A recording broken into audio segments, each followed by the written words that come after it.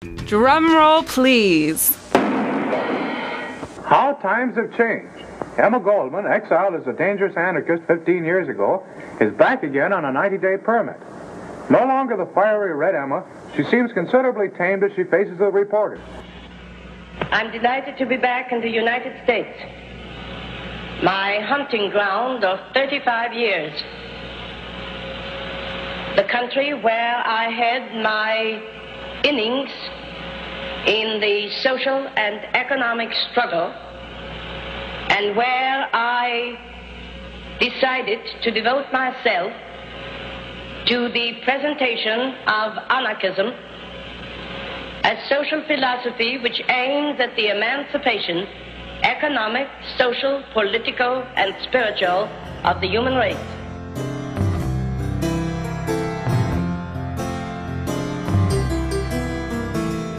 Lionized as a free-thinking rebel woman, Emma Goldman was born in the Russian Empire and then emigrated to the U.S. in 1885, where she lived in New York City. She joined the anarchist movement soon after the Haymarket Affair, also known as the Haymarket Massacre. In the early 20th century, Emma Goldman was a renowned lecturer and writer on the anarchist philosophy. She was also an early advocate of free speech, birth control, union organization, was an outspoken critic of women's equality and independence and the prejudice against homosexuals, which was virtually unheard of at that time, even among anarchists. She and anarchist writer Alexander Berkman were lovers and lifelong friends. They attempted to assassinate Henry Clay Frick, which put Berkman in prison for 14 years. After his release, Goldman and Berkman then conspired to induce persons not to register for the newly instated draft. After their release from prison, they were arrested and deported to Russia. Initially supportive of that country's Bolshevik revolution, Emma Goldman later wrote, "My Disillusionment in Russia" in 1923.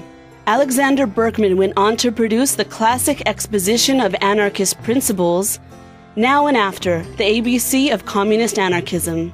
It was written in a style that would appeal to the man on the street, whose knowledge and use of the English language did not exceed the elementary stage.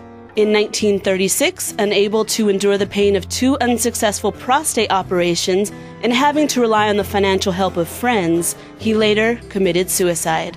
In the preface of the 1937 reprint edition, Emma Goldman wrote, Alexander Berkman hated dependence, and so he did what he had always said he would do. He hastened his end by his own hand. The political sky of Europe in June 1936 was so clouded as to show no ray of revolutionary hope, and so life held no incentive to him. 3 weeks later, the Spanish Revolution broke out. For the rest of her life until her death in 1940, she continued to participate in the social and political movements of her age, from the Russian Revolution to the Spanish Civil War. Ironically, this woman, who was known for using her voice as power, suffered a debilitating stroke that left her unable to speak. Another stroke eventually took her life in Toronto on May 1940. If I can't dance, it's not my revolution. If I can't dance, I don't want your revolution. If I can't dance, I don't want to be a part of your revolution. A revolution without dancing is not a revolution worth having.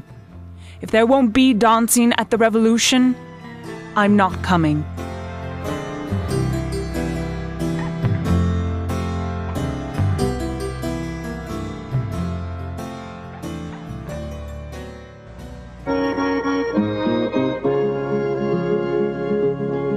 Emma Goldman was perhaps the best known of the many immigrant anarchists who had come from countries all over Europe.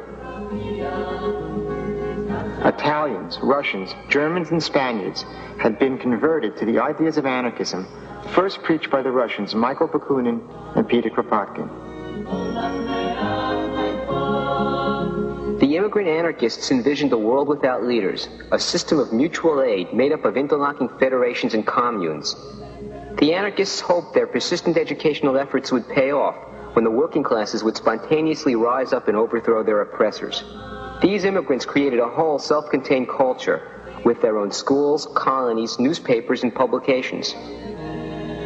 Together with other immigrant groups, they led anti-war protests during the First World War.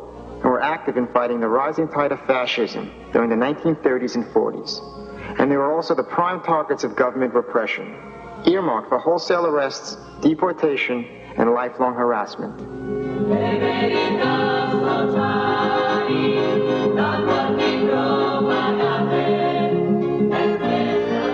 What do you think about Russia, Miss Goldman? I consider Russia and America the most interesting countries in the world today. How about Hitler? I don't know him and don't want to. What is your opinion of Italy? Beautiful country minus Mussolini. Miss Goldman, should the government here object to your speeches of anarchism, would you change them or leave the country? I will leave the country rather than deny my ideas. I prefer to stick to my guns.